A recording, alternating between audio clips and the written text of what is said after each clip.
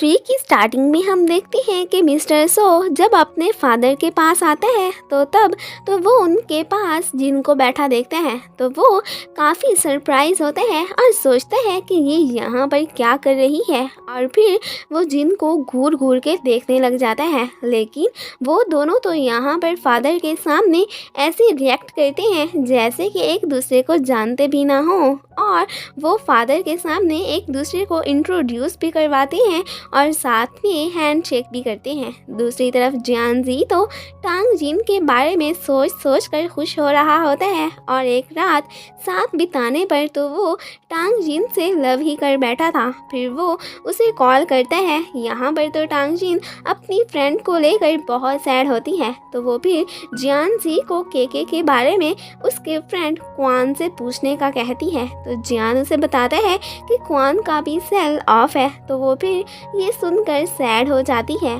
फिर वो केके के अपार्टमेंट के बाहर जाती है और उसे ज़ोर ज़ोर से बुलाना स्टार्ट कर देती है। उसकी आवाज़ें सुनकर गार्ड वहाँ पर आता है और उसे वहाँ से जाने को कहता है। जब वो वहाँ से जाने के लिए नहीं मानती तो गार्ड तो फिर उसे पुलिस के हवाले करने की धमकी देता है। ये धमकी सुनकर तो उसे पुलिस के पास जाने का आइडिया आता है, तो वो खुशी के मारे गार्ड को आई लव यू बोलती वहाँ से चली जाती है। आई लव यू का सुनकर तो गार्ड बहुत खुश हो जाता है। फिर टांगजिन केके के गुम होने की रिपोर्ट दर्ज करवाने पुलिस स्टेशन आती है, और जब पुलिस ऑफिसर काई को पता चलता है कि केके को गुम हुए अभी 24 घंटे ही नहीं हुए तो वो फिर रिपोर्ट दर्ज नहीं करती, और तभी एक ऑफिसर भी उसे काम के सिलसिले में बुलवा लेता है। उसके जाते ही जब टांग जिन की नज़र योंग जी की रखी फ़ोटो पर पड़ती है तो वो तो फिर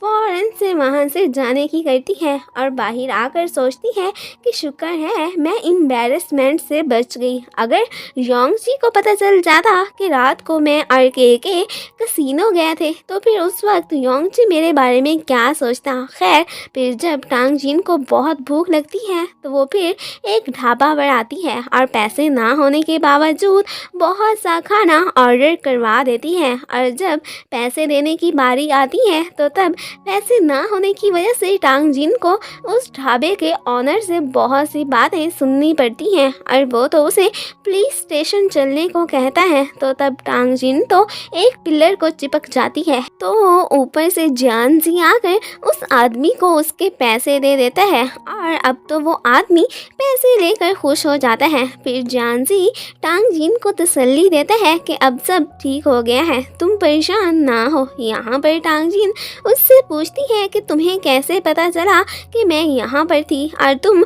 मेरे पीछे क्यों आए हो। तो जियानजी उसे कहता है कि मैंने जो फ़ोन तुम्हें दे रखा है उसमें मैंने एक ट्रैकर ऐप भी इंस्टॉल की हुई है, इसलिए मुझे पता चल गया कि तुम इधर हो और मैं आ गया। यहाँ पर टांग जिन तो अब तक अपनी फ्रेंड के ना मिलने पर बहुत सैड होती है और ना ही वो अब कहीं रहने के लिए जा सकती थी। तो जियानजी उसे अपने साथ चलने को कहता है। पहले तो वो उसके साथ जाने से मना कर देती है, लेकिन फिर बाद में मान जाती है। फिर जियानजी उसे अपनी बाइक पे घर ले जाने लगता है। फिर नेक्स्ट सीन में हम देखते हैं कि जियानजी टांग जिन को अपने घर लेकर आ गया होता है। यहाँ पर जियान तो उसे रहने के लिए एक रूम भी देता है और साथ में पहनने के लिए अपने कुछ पुराने कपड़े भी देता है। फिर जियान जब वहाँ से जाने लगता है तो टांग जिन उसे रोक कर इस सब के लिए थैंक्स कहती है, और साथ में ये भी कि तुम बुरे इंसान नहीं हो बल्कि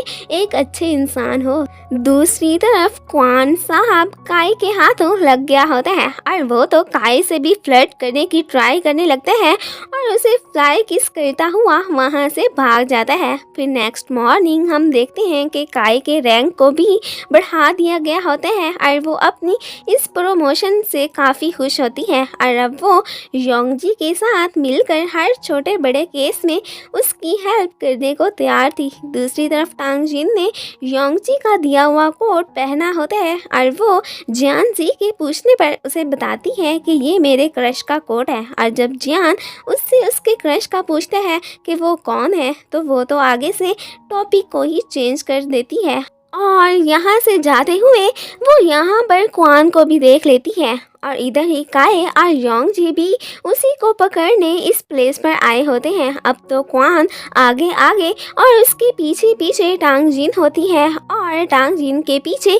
काई भी क्वान को पकड़ने के लिए भागी होती है। इतने में जियान भी वहाँ पर आ जाता है और वो तो टांग जिन का हाथ पकड़कर क्वान के पीछे भागना स्टार्ट कर देता है और फिर बाद में तो टांग जिन अपना हाथ जियान के हाथ से छुड़ा लेती है और इधर ही क्वान साहब भी काई के हाथों पकड़े जा चुके होते हैं। वो उसे यहाँ पर केके के गुम होने के केस को लेकर ही उसे पकड़ने आए थे, क्योंकि सीसीटीवी फुटेज में लास्ट टाइम केके के साथ उसे ही तो देखा गया था। और तभी टांग जिन भी आकर क्वान को मारना स्टार्ट कर देती है और उससे अपनी फ्रेंड का पूछने लगती है, लेकिन उस बेचारे को भी केके का कोई पता नहीं होता। इन्वेस्टिगेशन के दौरान भी योंग जी और काई को क्वान बताते हैं कि मुझे सच में केके का नहीं पता है कि वो कहाँ है। फिर ऑफिसर को उस पर यकीन करना ही पड़ता है और जब क्वान घर आता है तो तब उसकी जान जी और टांग जिन के हाथों शामत आई होती है, क्योंकि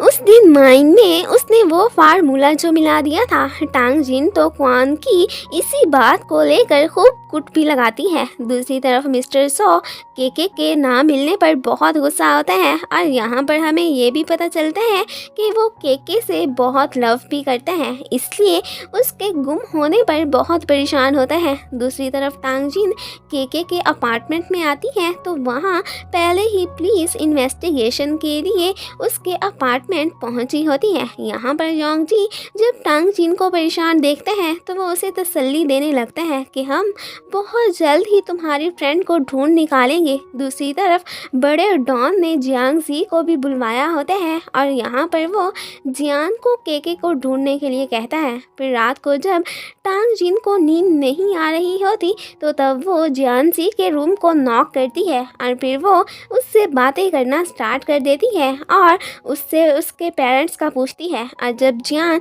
उसे अपनी मॉम के बारे में बताने लगता है तो तब तक तो टांग जिन को नींद आ जाती है। फिर जियान विंडो से बाहर देखने लग जाता है और तभी उसे अपने घर की डोर बेल सुनाई देती है और जब वो नीचे आकर देखते हैं तो आगे मिस्टर सो बैठा होता है और मिस्टर सो जियान जी का ब्रदर होता है और इन दोनों को बड़े डॉन ने अडॉप्ट किया था और अब ये उसी के अंडर काम करते थे। सो तो केके के गुम होने पर बहुत सैड होता है और वो तो जियान को भी प्यार व्यार के चक्कर से दूर रहने का कहता है और यहाँ पर वो दोनों अपनी पावर का अंदाज़ा लगाने के लिए फाइट भी करने लग जाते हैं। इतने शोर से तो टांग जिन की भी आँख खुल जाती है और वो उन दोनों को एक दूसरे के ऊपर लेटा देखती है तो ये कहकर वहाँ से जाने लगती है कि मैंने कुछ नहीं देखा। तभी सो उसे नाइफ मारता है तो उस वक्त वो अपनी गर्दन से खून निकलता देखकर वहीं पर ही बेहोश हो जाती है। फिर जियान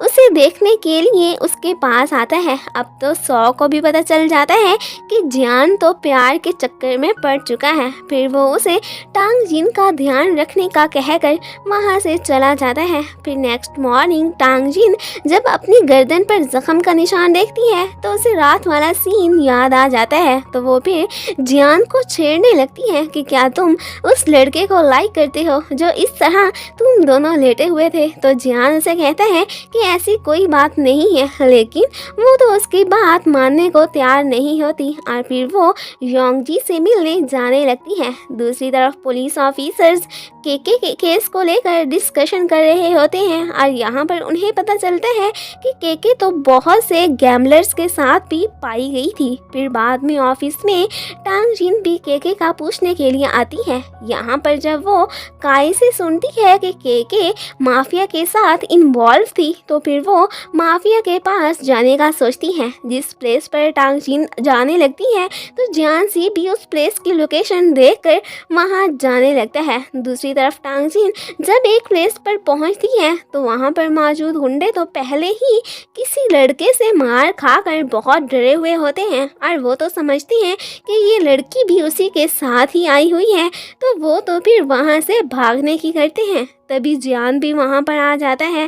टांग जिन तो समझ रही होती है कि ये गुंडे तो मुझसे डर के भाग गए हैं। और फिर यहाँ से जाते हुए जियान एक आदमी को एक गाड़ी कवर करते देख लेता है, लेकिन फिर वो उसे इग्नोर कर देता है और वो फिर टांग जिन को एक प्लेस पर ले जाने लगता है और फिर वो उसे अपने भाई सौ से मिलवाता है। तो अब टांग जिन को भी पता चल जाता है कि सौ जियान जी का भाई ही है। रात को फिर से टांग जिन जियान को केके को ढूंढने के लिए कहती है। वो अपनी फ्रेंड को लेकर बहुत परेशान होती है। फिर टांग जिन के सोने के बाद जियान उस गाड़ियों वाली प्लेस पर आता है और वो उस गाड़ी को देखने लगता है जो वो आदमी कवर कर रहा था और यहाँ पर उसे केके के ब्रेसलेट का कुछ हिस्सा गिरा हुआ मिलता है और उसे ये हिस्सा देखकर तो बिलीव हो जाता है कि ये उसी का ही है, क्योंकि उस रात उसने ये ब्रेसलेट केके को पहने हुए देखा था। और फिर वो गाड़ी के पहियों पर लगे